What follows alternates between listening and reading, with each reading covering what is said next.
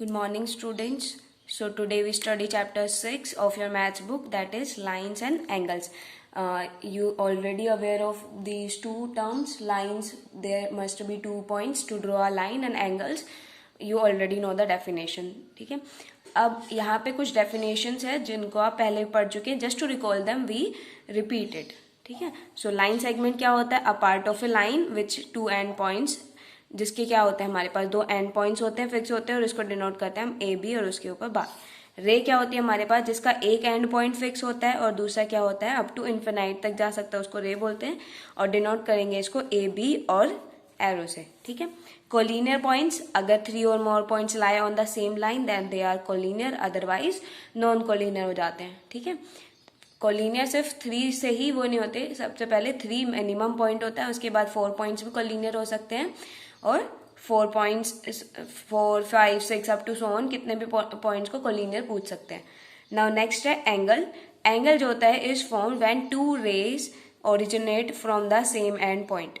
यहाँ पे क्या है, एंगल कब बनता है हमारे पास? जब दो रेज ओरिजिनेट, मतलब कि वो स्टार्ट होती है from the same end point. जैसे हमारे पास यहाँ पे एक रे ये है और एक इधर है, तो इनके बीच में क्या बनेगा? एंगल. ठीक है, अदरवाइज ये रे इधर चली जाती है और इधर से हम लेते कुछ, तो एंगल कभी फॉर्म ही नहीं होता जब लाइन ही नहीं खुद से जुड़ रही है. ठीक है, ऐसे ही सेम यहाँ पे एक यहाँ इधर है रे और एक इधर है, ऐसे हम यहाँ भी वो कर सकते थे, एक रे वहाँ एंगल बन जाता. ठीक है, so angle is form when two rays originate from the same end. ठीक है, नाउ एक्यूट एंगल पता है, acute angle which have less than 90 angle. Right angle 90 degree angle. Obtuse 90 से ग्रेटर एंगल जो होते हैं उसको ऑब्ट्यूस एंगल बोलते हैं. स्ट्रेट एंगल कौन सा होता है? 180 degree is straight angle. Reflex angle, if angles is greater than 180 but less than 360 then they are called reflex angle. ठीक है, now complementary angle क्या थे हमारे पास? Two angles whose sum is 90 is called complementary angles. और supplementary क्या होते हैं? Two angles whose sum is 180. तो 90 डिग्री सम अगर हो तो कॉम्प्लीमेंट्री एंगल, और 180 हो तो हमारे पास सप्लीमेंट्री एंगल होते हैं. ठीक है, now linear pair of angles क्या होते हैं हमारे पास? अगर दोनों एंगल्स का सम क्या हो हमारे पास? 180 हो. ठीक है, अब आता है एडजेसेंट. एडजेसेंट का मतलब हमने पढ़ा है पहले भी, पड़ोसी साइड पड़ोसी होती है. अब यहाँ पे एडजेसेंट एंगल्स के बारे में हम वो करते हैं. फर्स्ट ऑफ ऑल यहाँ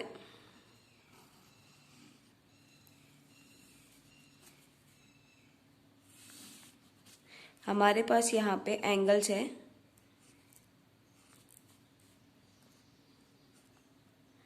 इसको हम मान लेते हैं ए, एंगल ए, इसको बी. ठीक है, और यहाँ पे पॉइंट है ओ, ये रे है पी आर क्यू. ठीक है, सो अब यहाँ पे एडजेसेंट बताना है. एडजेसेंट के लिए क्या होता है हमारे पास? फर्स्ट ऑफ ऑल एक वर्टेक्स कॉमन होना चाहिए.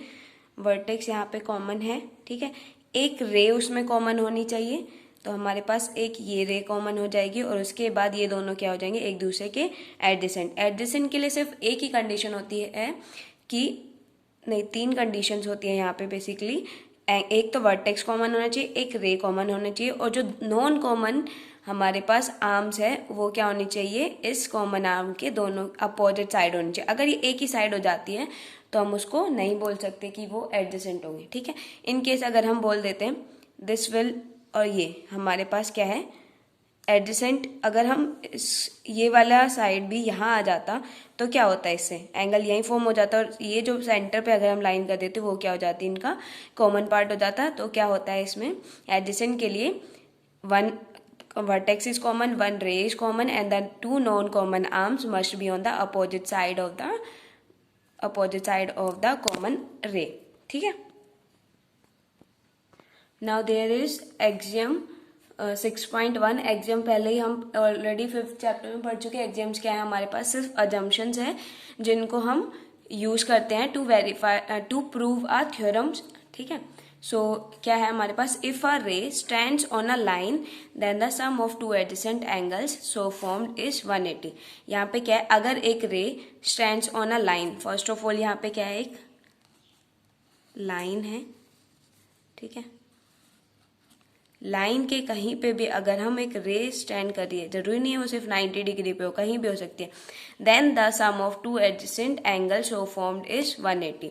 तो यहाँ पे ये जो एंगल होगा और इधर जो एंगल होगा वो क्या होगा, 180।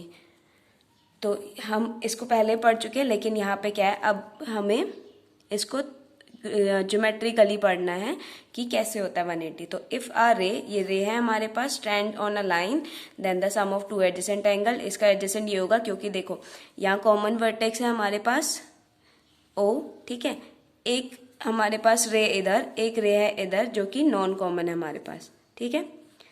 तो एक हमारे पास रे ये कॉमन है और नॉन कॉमन आर्म्स कहाँ है, दोनों अपोजिट साइड में, एक साइड तो नहीं है, तो क्या होगा, इन दोनों का सम क्या होगा, 180। दोनों एडजेसेंट है और ये पूरा एंगल कितना होता है, 180, तो लीनियर पे से क्या हो गया हमारे पास 180 एंगल बन गया, ठीक है। नाउ एक्सियम 6.2 क्या है हमारे पास, if the sum of two adjacent angle, यहाँ पे क्या है इसका जस्ट अपोजिट, कि अगर sum of two adjacent angle 180 है, then the non common arms of the angles form a line. यहाँ देखो नॉन कॉमन आर्म्स जो है वो ऑब्वियसली हमारे पास क्या करेगी, एक लाइन ही फॉर्म करेगी, अदरवाइज 180 एंगल ड्रॉ ही नहीं होगा, ठीक है। हम यहाँ पे एज्यूम कर लेते हैं कि दो एडजेसेंट जो एंगल्स हैं उन दोनों का सम कितना है हमारे पास 180, और 180 के लिए पूरा हमारे पास क्या होता है, आधा सर्कल। इसके बाद क्या हो जाएगा, जो नॉन कॉमन होगी वो ऐसे होगी और वो क्या फॉर्म करेगी, एक लाइन फॉर्म करेगी हमेशा, ठीक है। So that were axiom 6.1 and 6.2 and that will used to prove the theorem. So that is all about today. Thank you.